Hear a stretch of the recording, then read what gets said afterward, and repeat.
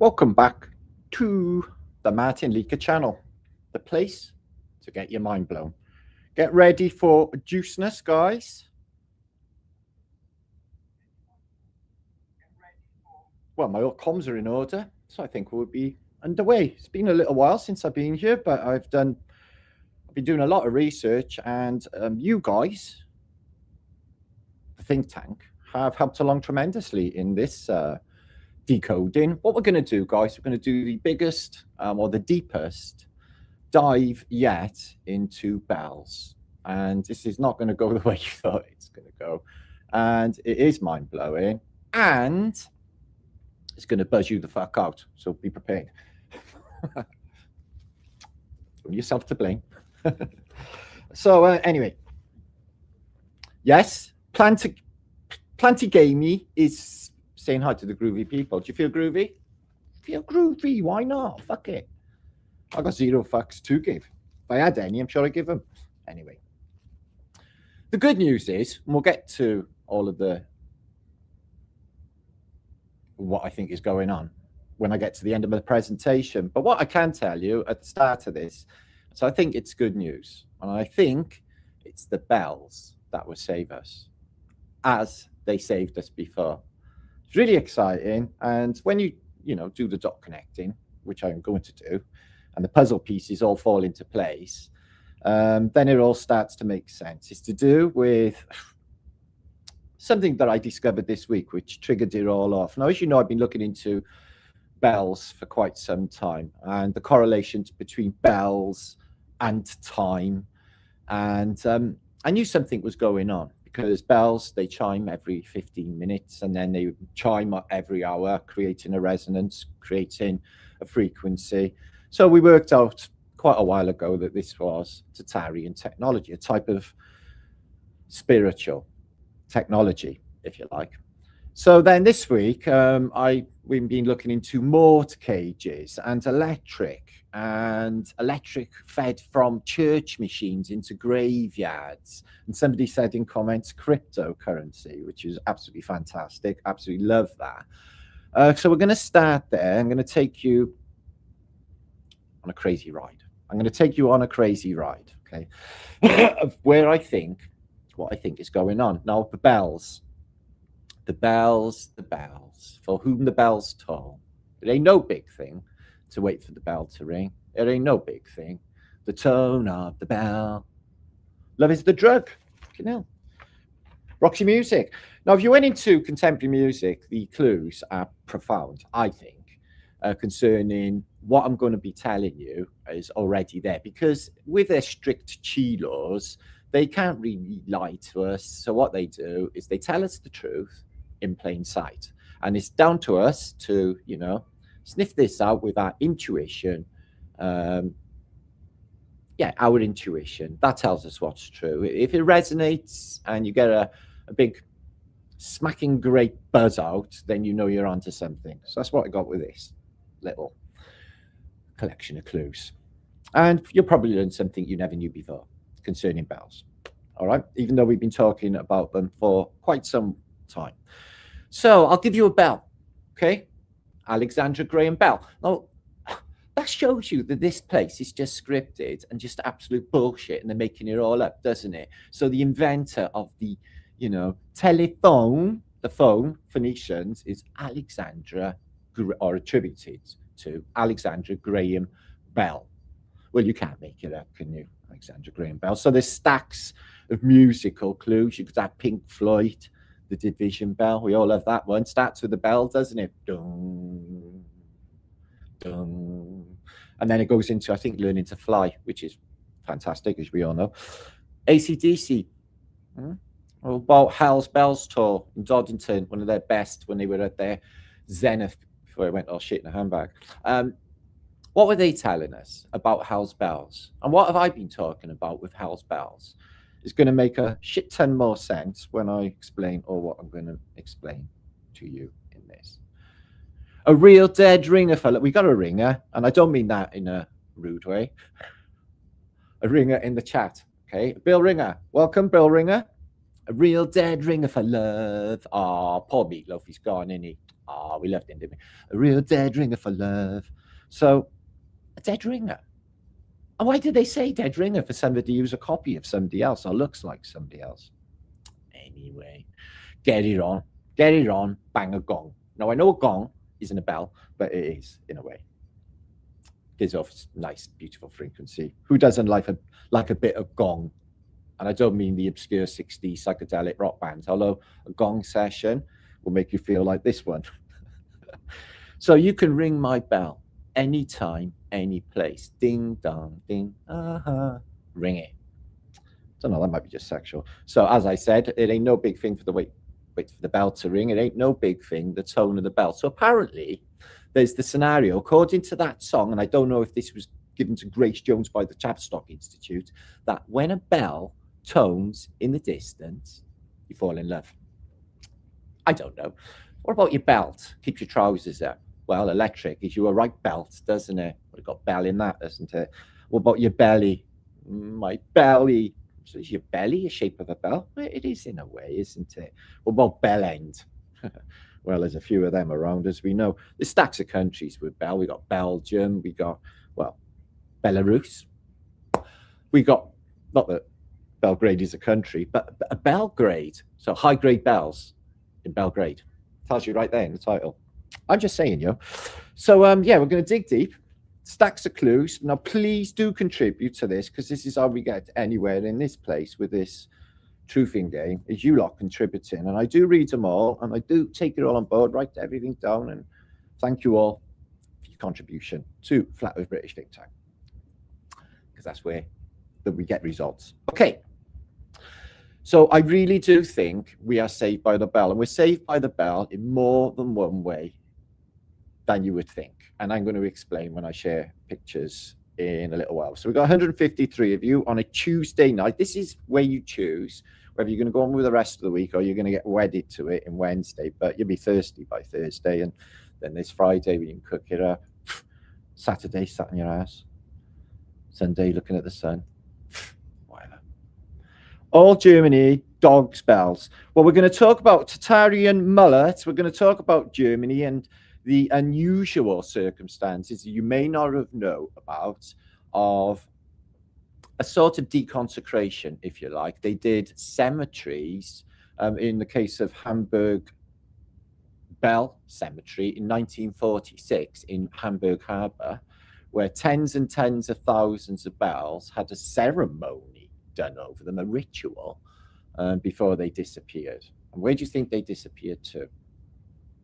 So we're going to get to that. You're going to like that. Anyway, so yeah, as I have said for quite some time, now you don't have to agree with me on this. I'm just going with the clues, guys. And it is creepy, but it's not in a way.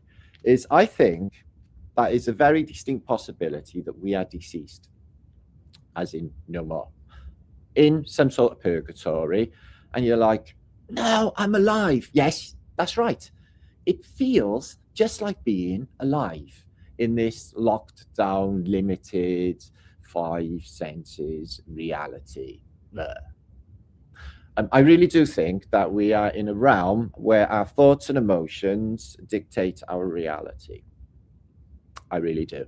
And that would be our own personal hell or our own personal paradise, depending on your frame of mind.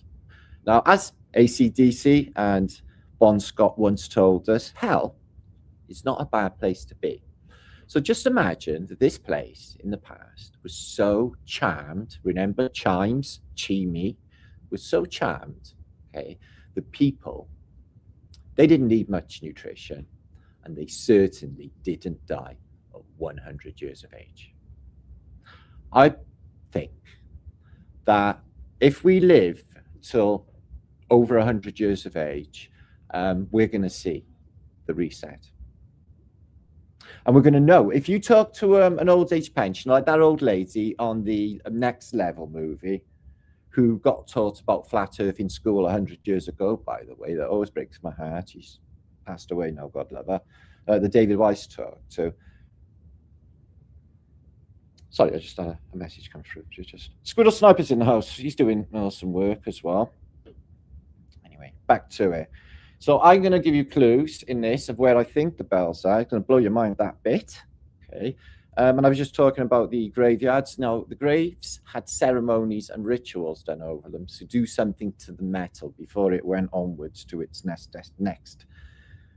destination. So this is what I'm talking about, is a eradication of spiritual technology of Tartaria, guys. Okay, it's been deliberate, and these bells certainly saved us before. And they cracked. There was a crescendo where they cracked. As you know, the Tsar bell in Russia's cracked. The Liberty bell is also cracked somewhere in the mid-1700s, which is a clear marker for some sort of catastrophic event, I think. But the bells were put in place for a reason. Now, guys, what would happen if all the bells in the realm toned at exactly the same moment? Now, what would that do to the realm? And if it was in a specific metal with a specific vibration to it that has been since gotten rid of, what do you think that would do to the realm? So I think the bells may be overlooked in this story of how important they are or were to holding this realm in place and keeping us at a high stature. I think we were a lot bigger back then, guys. A lot bigger back then. I think we were a lot bigger. I think that these buildings of Tartaria, right, weren't built by us, but they were built by them people. And it's almost like they were built by angels because of the incredible mathematics and complication that's gone into them. You know, it's like really advanced computers in an early period when they're supposed to be using horsey and carty and copper chisels to build stuff, as you know. And I think this deliberate eradication of Tartaria, I think this can be reversed. I think that all of that technology for Tartaria, once we know how to do it, can be brought back online. And I think this place will light the fuck up, like the Celestine prophecy. And we will be nearer to where we were before when we lit up. Our vibrations, our frequency, remember, we're made of water, and that frequency, it charges, and not only that, it restructures your fluid into a beautiful cymatic frequency, some of which will make you feel so gorgeous, delicious. So delicious, in fact, and fantastic, that you're not even going to need worldly things like things in the consumer world, or even their information, or even any of it, because you will have all the information you already needed. Because the truth is, with this truthing game, guys, we are researching. So it's research because it's already been searched, because it's already been done before, over and fucking over. And then you're instinctively driven to clues, because it's like, shit, this has happened before. Oh, I know this person. We've done this before on this truthing game. How many people have you met? Instant spiritual recognition. Fuck me. Here we are again, doing it again. Maybe a different face, but that vibration is exactly the same. We're friends. We're in the same thing. We're doing this again. I get it all the time, guys. Okay, it's just like a game. Okay, and once you crack that fucking code, I think, yeah, we get the prize, and that is us not living in fucking torturous, controlled hell, but in a free place where we can just do what we feel creatively. And I can imagine that there's things we could create that would be just so fantastic and just so brand new to us that we can't even imagine it right now. You remember, much of the stuff that is just spewed out at the present, guys, is just regurgitated. Everybody else is repeated. The music, the books, everything. It's just repeated. You know, original thoughts and original ideas of things that are brand new to this realm. Because remember, nothing new under the sun, really super duper rare and highly prized, believe you me. So let me just share a few of you before I get into the delicious, really good images this week. We've got lots to get through and a lot of information. So yeah, make sure you give me a bell and give me some bell clues in the chat. Oh yeah, ring bell. And when you're in the schoolyard, yeah, ding-a-ling-a-ling-a-ling, back in. And that bell, I used to hate it. Yeah, it was horrible. And then there's a bell at funerals, like the really dull tone. They have a ship's bell, ding, ding, that dings with the tide. Oh, there's just so many. It's the best. Oh, Hugh's, see Hugh, he's got the right idea, and it is the best apocalypse ever because we're fucking on it. I really feel like we're on it. I feel like we're in like Flynn, and we're really on this game, guys. I really do. At this point in time, I really do feel that. Okay. There, like brown alert. Calling Napalis. Jackie Miller, good to see you. I use bells in our time calling someone. Exactly that. Julie, good to see you, lovely. And we got, oh, excuse me, going by so quick. So yeah, share this video out. Let's get some peeps over. So yeah, Tinkerbell. So what did she do? Tinkerbell fairy. She sprinkles magic dust, and then you can fly. Okay, so could the vibration of bells even do that? You know, something to do with Mercury and get you off the ground. Because I really do think people were flying the fuck around before. And I think, you know, when they show you Neo at the end of the Matrix, what's the first thing he does is fly, isn't it? It's like nothing's limited anymore because he knows he's cracked the code. And I think that's where we are. So Sparky, Magog's Bell, don't know that one. Jackie's in the house, and Hippie Shake. We got blown away in that bloody storm last night. Always sounded cool to me. So it's perfectly imperfect. Okay, make sure to, yeah, like I said, share this out, get some peeps over. Okay, what's going on there? Chrissy Funky Junkie, Quasimodo, and Bells of Esmeralda. No, Esmeralda, you know, Beauty Skin Deep. She may have loved him. Okay, he might have been, he was a lovely human being just because he looked like shit. Yeah. And what did he do? Swing on the bell when it was ringing. Yeah. That must have buzzed. Imagine the vibration in your body when you're holding onto the bell, swinging back and forth. And he's dribbling as well. He's like, oh, fucking fantastic. No fucking shit. It's fantastic. Quasimodo was playing with his bell. It's a sad story. I'm sure it's all not true. They say when the bell rings, an angel gets its wings. Oh yeah, they do. They say when a bell rings, and that could be true. I'm down with that. See, my grandmother, she said if you kick a Coca-Cola can, an angel dies, which I thought was absurd because I'm like, wow, what Coca-Cola cans out before fucking angels? That makes no sense. So there you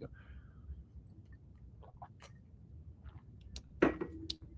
But there's nothing weirder than the Welsh. So there's that. So Wild Army, good to see you. Ryan's in the house. Wait, oh, he's into his sandwiches. Well, we're all into them, mate. That's what it's about. So yeah, ding dong. So okay.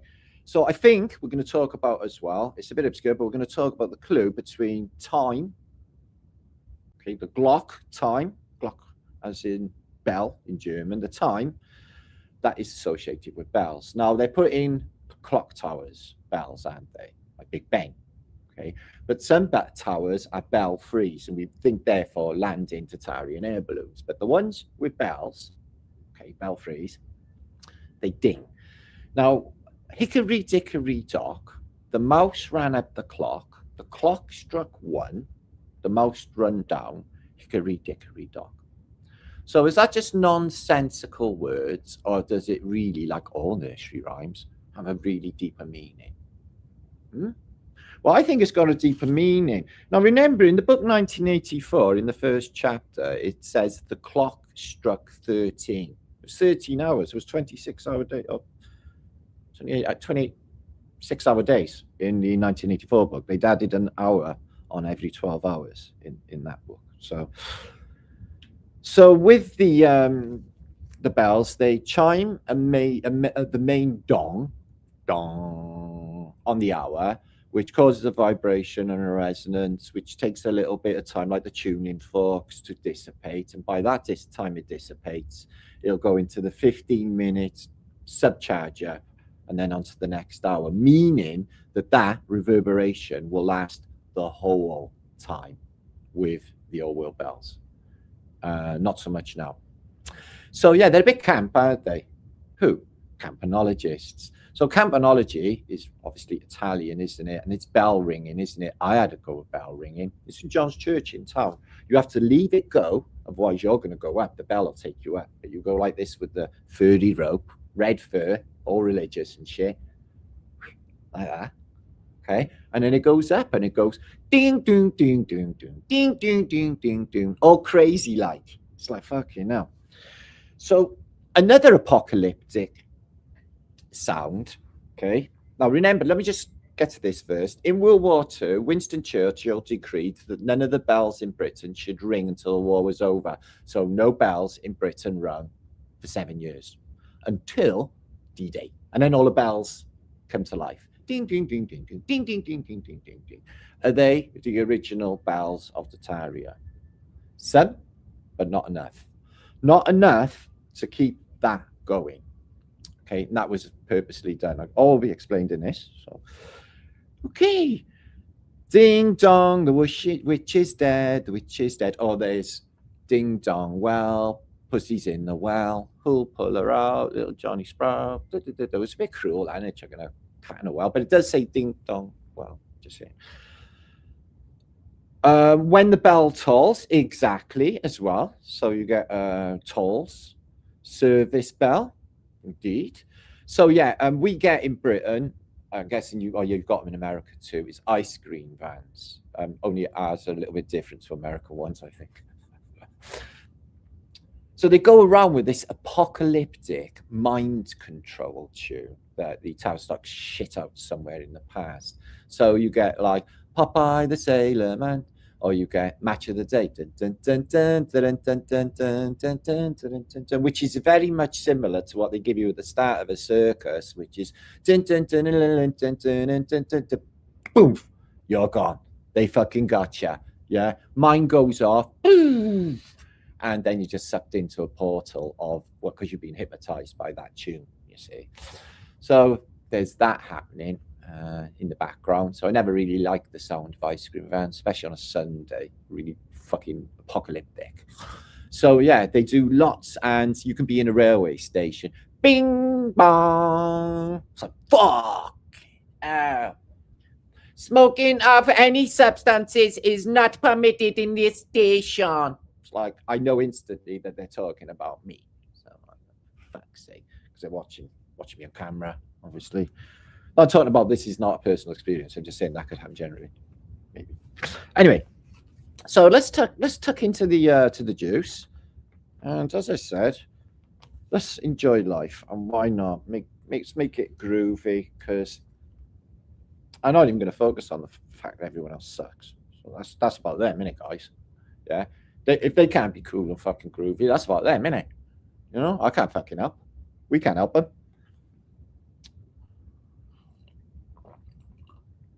Oh, listen, hunchbacks are all right. Fucking hell. I don't discriminate. Would you have an hunchback girlfriend? Probably not. Mr. Razda's in the house. He brings the Irie love and vibration. Much love to you, my brother. And Wild's Army, personal experience for me in general, always on trains. I love trains, though. They're the fucking best for journeys. They used to be anyway. It's a bit weird now because everyone's looking at them mobile phones. Nobody hardly wants to talk anymore, which is horrible. Back in the day, so you used to be able to go in the dining car, have a pasty, couple of cans of Stella, hang out the window, have a fatty bombatti, and all would be groovy. By the time you got to London, you were wankered, ready for London. Nowadays, it's all, obey. And they use neuro-linguistic programming on the train, right? They're saying, again, with a fucking bell.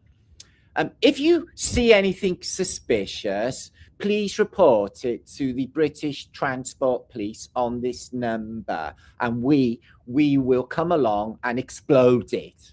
Fucking hell, that's a bit much. I only just got on a train.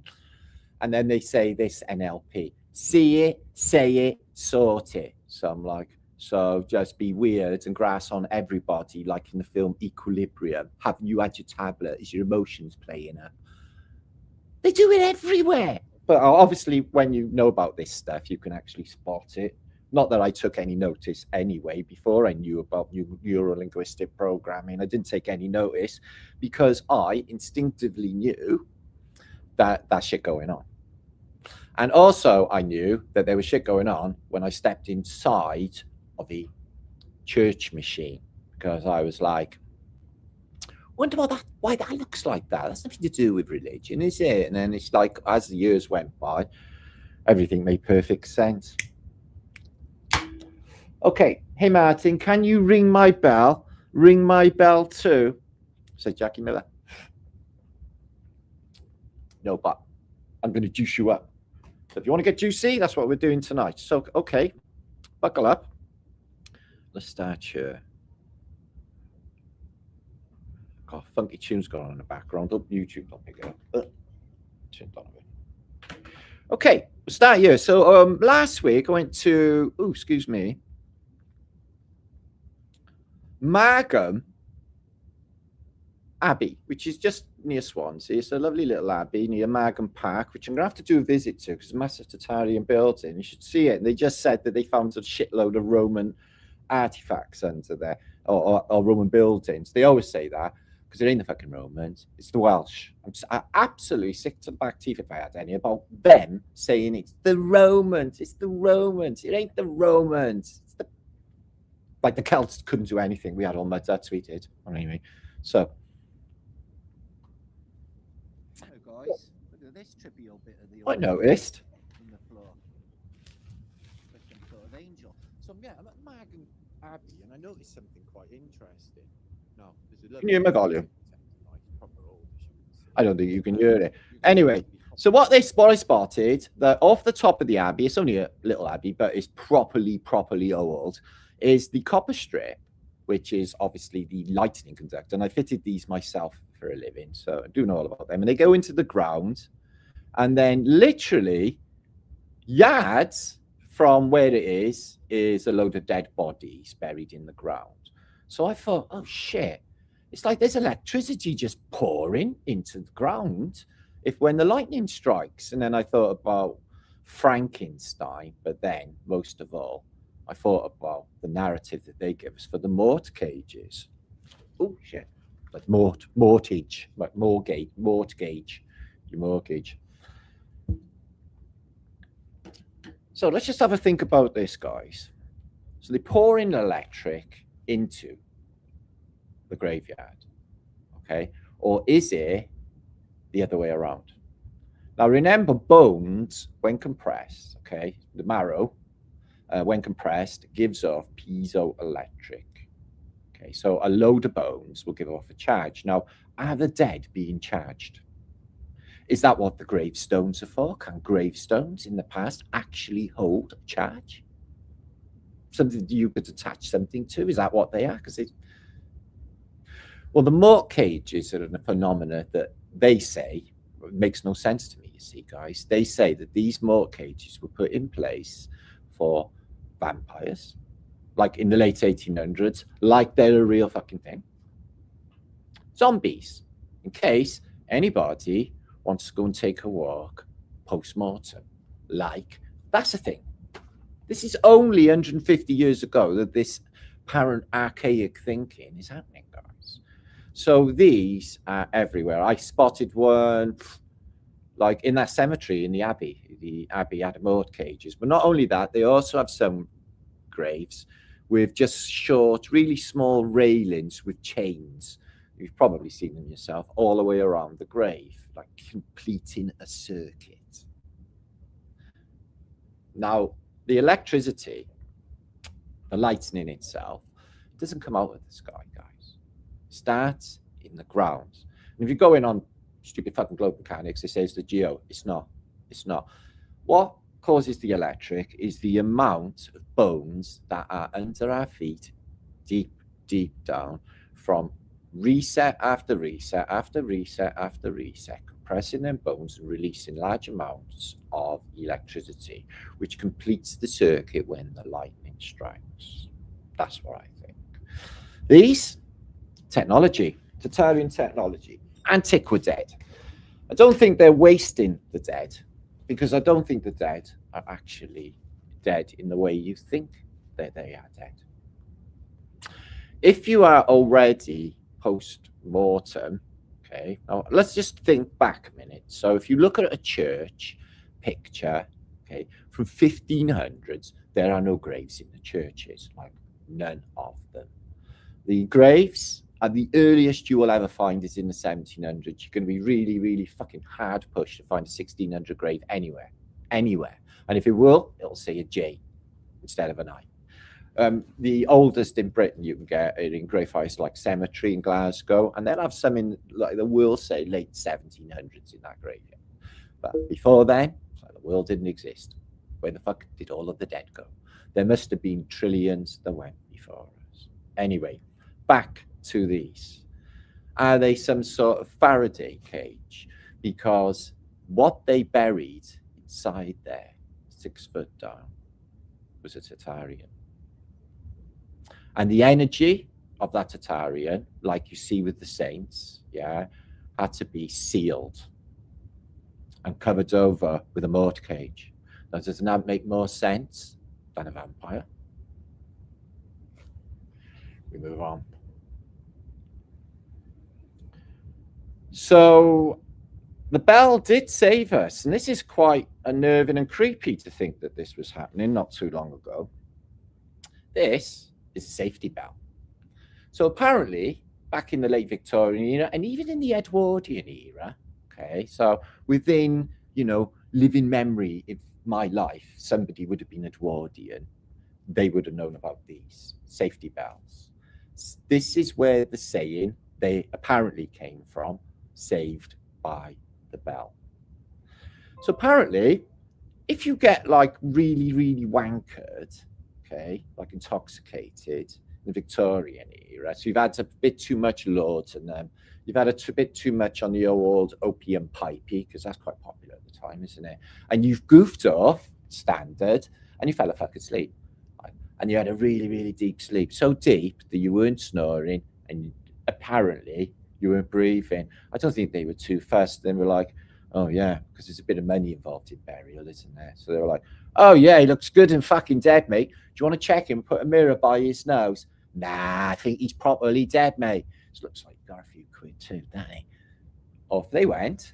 They buried them 6 foot. So if you had a bit of initiative, that all of this dodgy business with grave diggers and stuff is going on, then you can get yourself a mort bell or a safety bell. So you're 6 foot down, okay?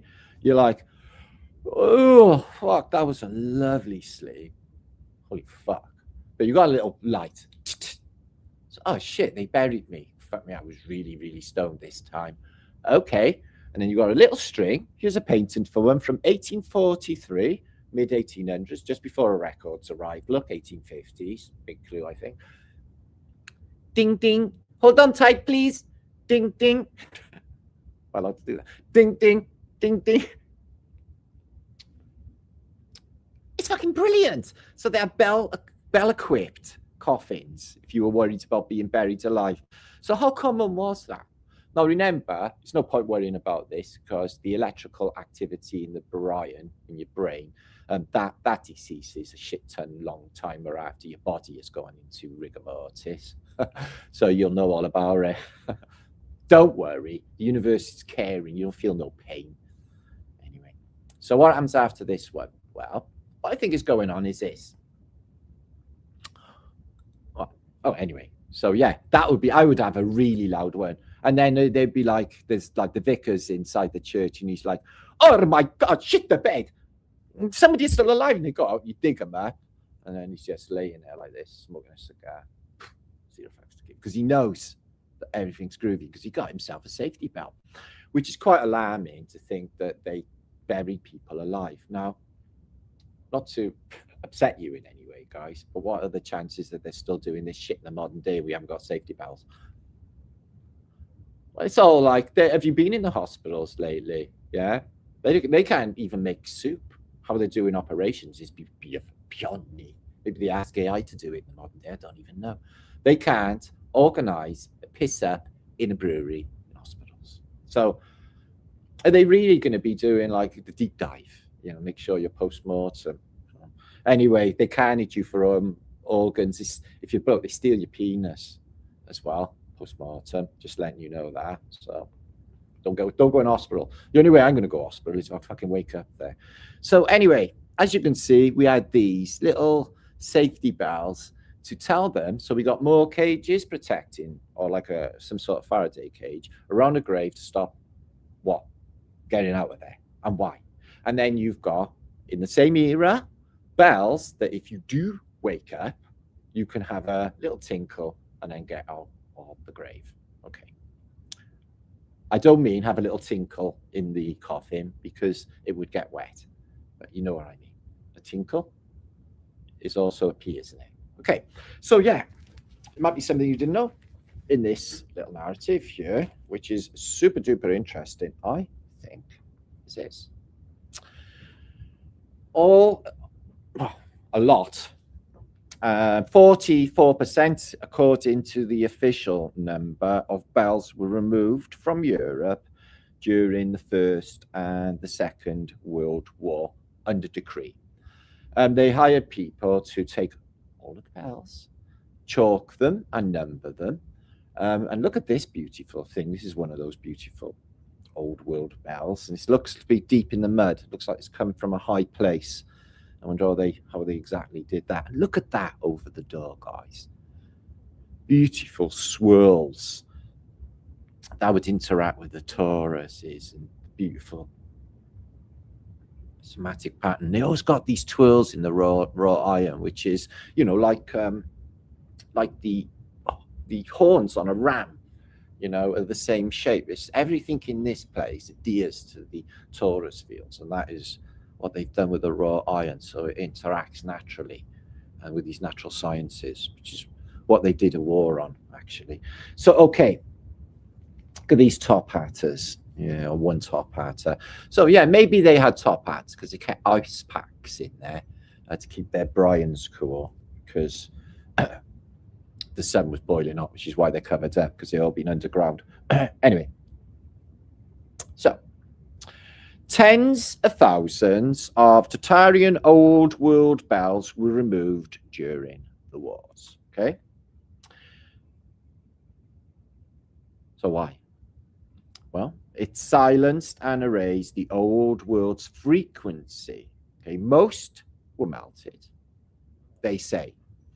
And they did, if you look into it, really weird bell ceremonies for some reason. And I find that really weird, like they deconsecrate them or do some sort of witchcraft over them. Absolutely fucking unbelievable. But this fact is, I think, really interesting that Scott, who was in the chat, brought up earlier. A lot of the bells went to private collectors and institutions. Were you aware of that? Okay. So a bell, as you know, is in the Bible with Bel and the dragon, but Bel is Baal. And Baal is Beltane, and we all know who that is, don't we? Why the bells named that then? Because these bells that are here now are the bells of the Phoenicians, and the bells of that tone that keeps this place down when it was lit the fuck up. Which is why I know it can be reversed, which is why I know the bells can save us. They all rung at exactly the same time, this place. So back to, so yeah, just uncanny, isn't it, that it's Baal. Bell of the Bull, Bell and Sebastian. It's all there, guys. It's all there. Now, if you was to live to 120, 130 years of age, you're going to recognize the patterns.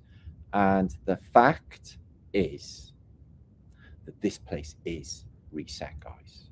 And if you live over 100 years, you're going to see it and you're going to tell people about it.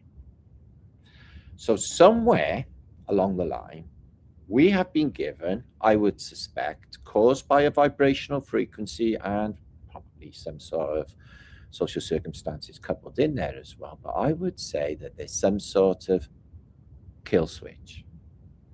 that would make us ill and wrinkly and everything else when we reach a certain age, when we needn't show the signs of aging at all, or any of that, okay? And live till, who even knows? The Bible tells us that Noah and people like that were living 300-400 years. But what if that was the case, that we can live hundreds of years, and not in this realm, but the realm of our choosing? A realm completely free. No more of all that old weird shit of taxation and everything else that's been going on. Well, it won't even be brought up, because it won't even be a thing. This would be the world. It'd be like, they're really getting on my nerves over there. We think we should declare war. It'd be, what? What's that? It's like, oh, we're going to be unpleasant to them. We can't be unpleasant to them. That's unkind. Yes, I know, it's a silly idea. Sorry. Yeah, stop that. It would be a world of utter kindness. Okay, but we will be a warrior race, because just in case, like, any people turn up from other lands thinking that they're just going to take all our shit off us and enslave us the way they already have, because that's what's happened. We were completely free, and we've been taken over and completely enslaved, and the control's coming down harder and harder. This is why we need to up our fucking game, don't you think? So I think that they're killing people off early, and I think that this kill switch can be reversed, and I think it can be reversed through a sound and a frequency. That's the key. That's the key that they're talking about, and I think it could be unlocked, and I think that we can have long lives, really long lives of health and abundance, all of us guys, yeah? But not all that corporate gimme shit, because we're not going to be attaining that. This is going to be a fucking quantum leap jump in spiritual gain. We're just going to we were there and we were getting really excited, and then suddenly, poof, we're there. It's good. That is what I'm talking about. That is just so fucking fantastic. I can't even put into words. And that's coming. That's what I feel is coming. Yeah. All of the bullshit of the world's in the internet and all of that. I don't think it comes into it at this stage. I think we should concentrate on bringing in the new world. And it's not what they want. They want you. This is the trick, see, with them, guys. I'm sure a lot of you, I don't need to tell you guys, but when they watch mainstream media and it's like Bush this, war that, Green and this, that, they're programming you, because this is why they're called TV programs for all the fear. Do you know what it says on sides of London buses today? It's something to do with a new, zombie film, 28 Days Later type film. And it says, have fear in faith, in big white letters. So it's just brainwashing people to be scared, be in fear of shortages, fear of war, fear of this. So they're brainwashing everybody into manifesting a world that sucks on a lower vibration. So if you don't fall for that, and you're like in the camp of what the fuck ever, that's not going to happen. Okay, so it's quite a simple trick. It's called not taking any notice of them, or giving it your energy. Just give your fucking chi energy away to an entity like that. Then when it all goes tits up and you'll be wondering what happened, that'll be on you. There is nothing to fear. If it's an illusion and the illusion is melting away and the apocalypse is happening and the truth is being shown to us real time, what is there to fucking fear? I don't get it. I just don't get it. None of it. We need fucking little faith in one another. Okay, guys, we're finding the keys now, aren't we? Yeah, the bells is 100% a part of this whole world technology. And Tartaria, the world, Tartaria that we envision, yeah, do you know where that is? That's in the future. That's when it is. Okay, and that's the world we're going to have, with them beautiful fuck off buildings and them beautiful stained glass windows and them stonking fucking interiors and all lush fabrics and everything fucking juicy and good, delicious. That's what we're going to have. Not a world that sucks and is all just them, like they'd like. Anyway, whatever. These Chinese bells have got a lot of fasces type attributations, I would say. And as you can see here, there's a cross on it with what looks like a flower in the middle, but it's Mount Meru, isn't it? With the 4 angels, inertia plane. It's all there in plain sight. And they put it on there. There's a top band in here and these little nodules or knobbly bits which will interact. and they're like tiny bells on the outside of the bell, this resonance of this. So bells can be used, as you know, this technology could be a weapon as well. Okay, as you know, all this type of technology, the resonates could cause earthquakes, and illness, if done in a certain way. So yeah, so I did a little research and I come up with this, and I just blew my mind to see it as well. I was like, holy fucking shit. So as you can see, they collected all the bells, they chalked them up. This one says Belg, like Belgrade. So some really interesting name, Belgrade. It's Belgrade, isn't it? So let me just draw your attention to tops of all of these bells, these crowns that you see on the top. So it's 4 angels coming in to a center point. They all identical, okay, because this is fucking torus field mechanics, and you can see that this top bit would have interacted with the ether as well as part of the technology. Okay, these things not like your normal bells in the modern day. These things are super fucking futuristic technology. So they had, if you go and do your research, hundreds of these bell cemeteries, guys. Okay, now guess where the London bells went when they took them down after 1666? Because all of the churches, as you know, most of London burned. So then Sir Christopher Wren has a contract to build back all said churches and St Paul's Cathedral. So what do you think happened to the bells? Well, they're in Belgrave. Of course they are. Like I said, they don't lie, they tell you. Yeah, so there's that. If you check wartime records, which I did, you will find that under the Reich, brass was not a priority. It wasn't a priority, suggesting that the collection of these beautiful bells with their specific symmetry, the specific tone, was to erase a technology. That's a technology of Tartaria. Now remember, the churches have altered. Now we talk about organs, we've been doing that for a long while, we know about that. So I won't talk about too much about that, but the vibration in churches, okay? So they altered the tone, as you know, in church organs, because it was just too nice. It was feeling really, really groovy, especially in the mid-quarters, so to speak. So that had to go. Okay, they called it the devil tone. I'm not sure which one it is, you musically inclined people. For whom the bells toll, indeed, CD. And well, they put bells in spires where you go to be inspired. And you go to the altar to be altered, don't you? Anyway, back to the church machines. And then they invented World War II, for example, the Schockenhausen sort of giant speaker weapon was introduced to the battlefield with the brown tone, which was a really low acoustic tone.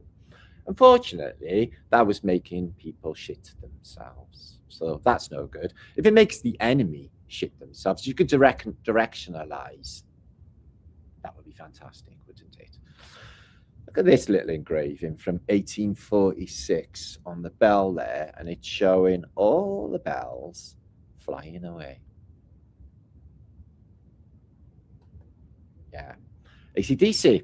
Oh, they told us, didn't they? They start with the bells. So Hells Bells. Okay. So that's what I think is the bells of Tartaria, okay, was charming this place to the extent, okay, that it switched off any kill switch. It kept the resets at bay, possibly, okay, but maybe not. But it definitely gave longer life, okay. And then if you could live till 200 years and then get past the reset era, because that won't even exist because you're living in a golden era, all of these resets, they're deliberate. Okay, this is finishing bullshit going down, guys, all of it. I don't even feel that the weather's natural anymore. I just don't. Or anything. I don't even know the last time I seen a real fucking cloud. Maybe in the 1980s. No, really. The past was erased and the lie became truth. Well, in the Ministry of Lies in 1984, the Ministry of Truth, excuse me, they deal with Lies. And that's what they do now. So rebel to change the frequency. And they did that. They changed the frequency of the entire realm, guys. It was all about the Tartarian devices, the church machines that weren't built by monks, all of that. Just forget about all that. That's official bollocks. Yeah. This is an alternative history channel, so we do not go by anything in official history because we know, or I know instinctively and in my heart, that's controller information and not to be believed. Okay, a little bits of truth mixed with massive loads of lies. Okay, you can trust me on that. That is true. Big Ben. I'd love to know how they got Big Ben up into St. Stephen's / now Elizabeth Tower, where it is in London. Thing's massive, isn't it? But it's not the first, apparently. So they do a tune as well. And some of the tunes on these bells, especially in a modern day, are just erratic, but some of them are more thought out. And some of them, the Phoenician bells, these are, look. Mind control. So with the bells, since the Phoenicians and since all that, they've been using bells for wedding bells. She got bells on her fingers and bells on her toes. She shall have music wherever she goes. Look at this. The Masonic, all-seeing eye, the plasma burst, Cherubanuski, Phoenician leaf, it's absolutely all there. There's no denying that this bell is Baal, and Baal is Beltane. And we all know who that is, don't we? Hells Bells, because they are Hells Bells, because we are deceased and we are in purgatory. And beyond this realm, okay, it's better. We've been tested unbelievably, okay? So it's like you get in Beetlejuice, you get a guide to being deceased, but you don't get that yet, but you sort of do. You do. And then we could be actually in a pod. I'd like to think that. That would be great, wouldn't it? Where we just give one another high fives when we woke up after the game. And the game, yeah, our lives last like 80 years, apparently, or some shit if you're lucky, okay?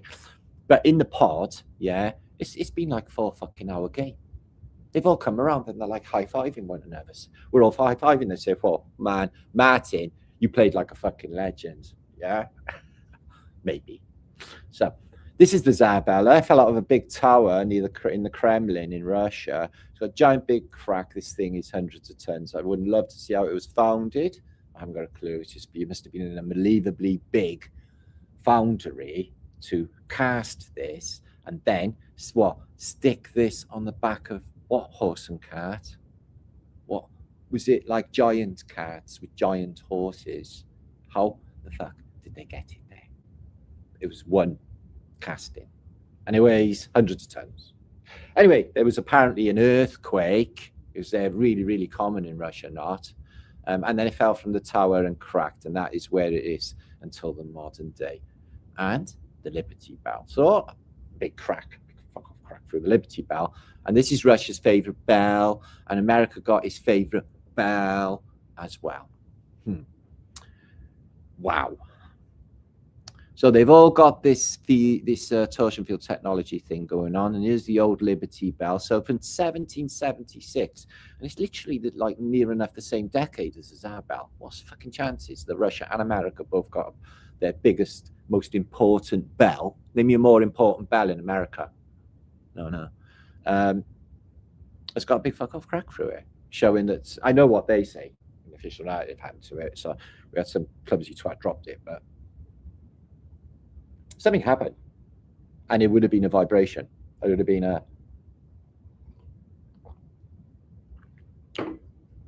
what's the word? The word will come to me in a minute. It's there, it's simmering. The word for what this is, what happened. So yeah, the clapper, the clanger, it's all part of this technology. Now, not all bells have got clangers, as you know, and some of them have the clanger stay static and the bell is hit against it. Others The bell is static and the clanger hits against the side of the bell. So two separate types of technology at play. But as you can see, all of this would be part of it as well. Imagine the sound of these old bells. So some of them went back in, a small percentage went back in, but I find it exceptionally interesting that the war record does show that they weren't prioritizing brass at all. So all of these bells got collected for another reason. So what did they say the official reason was? They said for, obviously, armaments and munitions, like shell casings, etc. They say. But that's not the case. That is not the case. These graveyards, these bell graveyards, if you look up Hamburg Harbour Bell Graveyard, Bell Cemetery, tens of thousands of bells in 1946, after the war, just fucking laying there, guys, not used in any war program. Same as Great Britain.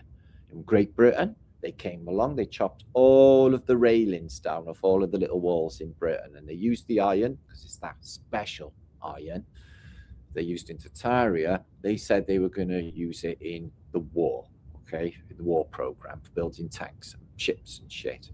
Only when I did do research into that years later, I found out, I seen a statement actually of a woman said that they dumped all of that off of Canvey Island in the Thames by Medway, in the river. They dumped it all. So they didn't use it in the war program. So why did they get rid of the railings of Tartaria? Well, 1946, TV was coming out. And TV, with its signal, was going to be blocked. And this is another reason, blocking EMFs, why they removed lead paint from the walls in the 1970s in Britain. They got rid of lead paint. They said it makes you go mental.